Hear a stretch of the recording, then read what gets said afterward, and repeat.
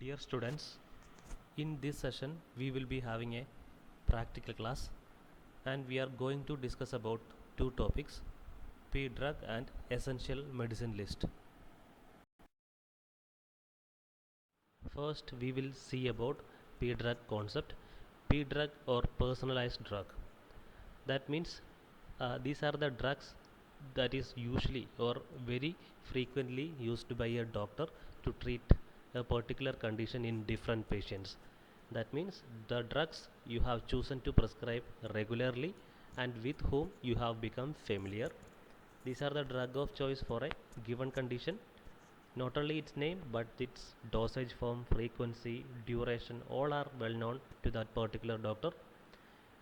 Usually the doctor should have good knowledge about benefits and side effects, and it's not a drug for an individual patient. That means with this group of drug he or she treat a particular condition. This type of drugs can be used in several patients with same conditions. This is purely depending upon the doctor's choice.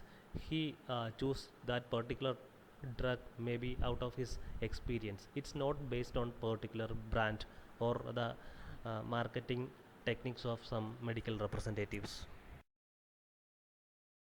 The choice of P drug may differ from country to country and between doctors. This difference in the choice is due to varying availability and cost of the drugs, presence of different national drug formularies and national essential drug list, varying medical culture, and differences in the interpretation of patient information by different doctors. P-drug enables you to avoid a repeated search for good drug in daily practice because you already have a good collection of drugs and you are well known about each point about this drug, so you can confidently prescribe on a regular basis for a particular condition. For selecting a P drug, there are certain recommendations. That means you should clearly define the patient's problem first. Then you have a clear cut idea about the therapeutic objectives you need to acquire in that patient, and you should make a list of effective groups of drugs, and then only the selection comes, and this selection should be based on safety, tolerability, efficacy and price ranging.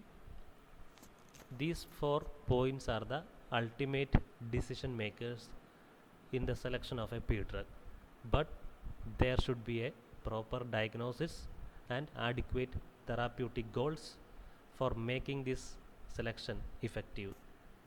So that's all about P drug concept.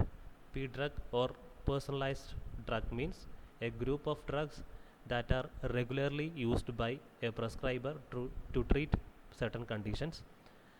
Each and every point of these drugs are known by our prescriber, so he can confidently prescribe this drug on a regular basis. Moving on to essential medicines.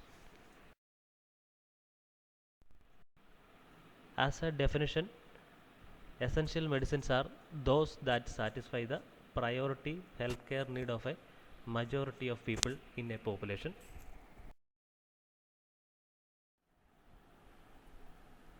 The selection of essential medicines are based on certain data, and these data should provide information about the prevalent diseases, efficacy and safety profile of individual drugs, and the cost effectiveness of the selected drugs.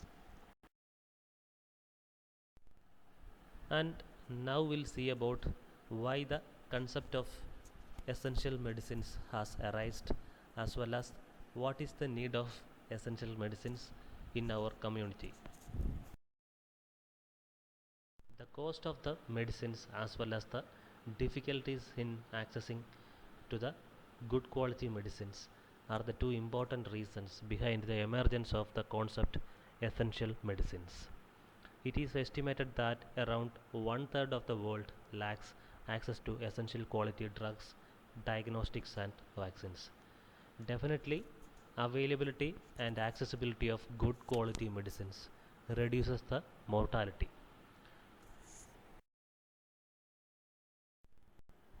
The rising pharmaceutical cost exerts a huge financial burden on the countries, especially on the developing countries. They need to spend a huge amount to procure these good quality medicines for making these drugs available for their citizens. Despite this substantial spending, lack of essential medicine is a public health problem mainly in the developing countries. The concept of essential medicines first introduced in 1975 but was materialized in 1977 when WHO announced its first model essential drug list.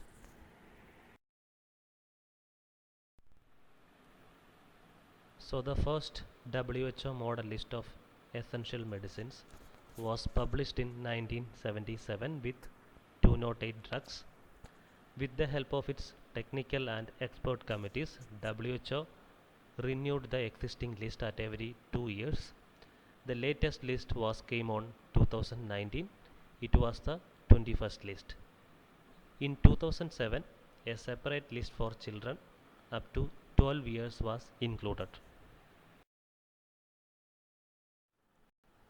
The first list was a major breakthrough in the history of medicine, pharmacy, and public health. Essential drug list helped to establish the principle that some medicines were more useful than others and that essential medicines were often inaccessible to many populations. It acts as a guide for governments to set up their own national lists.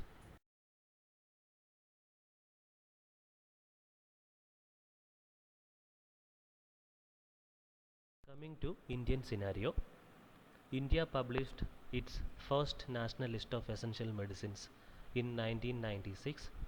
279 drugs were included in that list, and further lists were came on 2003 and 2011, and the currently available list was published on 2015, and it contains around 376 drugs. And the national essential list further divided on the basis of levels of healthcare. So the essential medicines at primary healthcare level, secondary level, as well as on tertiary level. And now the WHO's criteria for selecting essential medicines. There should be adequate data on efficacy and safety of the selected drugs, and they should be available in a form in which quality and stability on storage can be assured. The selection is based on disease prevalence, availability of facilities, trained personnel, financial resources, genetic, demographic, and environmental factors. The cost benefit ratio should be maintained, and there should be local facilities for manufacture as well as storage of the drugs. Should be a single compound. We can use combinations if the combination is beneficial, and the selection should be a continuous process. Sometimes we may change the drug according to the changes in the disease pattern. There are certain principles about essential medicines. It is known as 5 A's, and they are: these drugs should be available at all times, in adequate amounts, in appropriate dosage forms, with assured quality at affordable cost. Coming to the advantages of using essential drug list. First, we can reduce the cost of drugs. To promote better procurement policy and practice from using a restricted list. Effective and focused training for both the prescribers and for pharmacists. Effective control of pharmaceuticals in circulation to enforce rational prescribing by focusing on a limited list of drugs. The essential or national essential drug list can be used as a tool for policy making, management, and distribution of drugs by the governments, for providing information and education on medicines, inventory management, for assuring the quality, for maintaining the finance, and for providing the cost effective therapy. So, the availability of essential medicines and proper clinical guidelines lead to better prevention and treatment of the disease conditions. The process of defining an essential medicine has moved from an experience to an evidence based process, which includes criteria such as public health relevance, efficacy, safety, and cost effectiveness.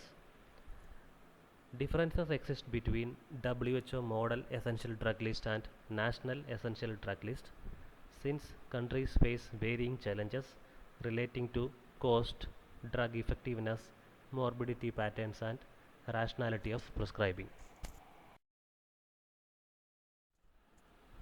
Ultimately, essential drugs are those that meets priority healthcare needs with strong evidence of efficacy and safety, and they represents good value for money. They should also be of assured quality and sold at a price that individual and community can afford. To conclude, WHO's clinical guidelines are the foundation for the model list of essential drugs. The model list remains as a strong public health tool. The WHO Essential Medicines Library is a valuable information base for all member states, international organizations, drugs and therapeutic committees, and health insurance organizations. So that's all about P-drug and essential medicine list. There will not be any separate practical class for essential medicines. Thank you.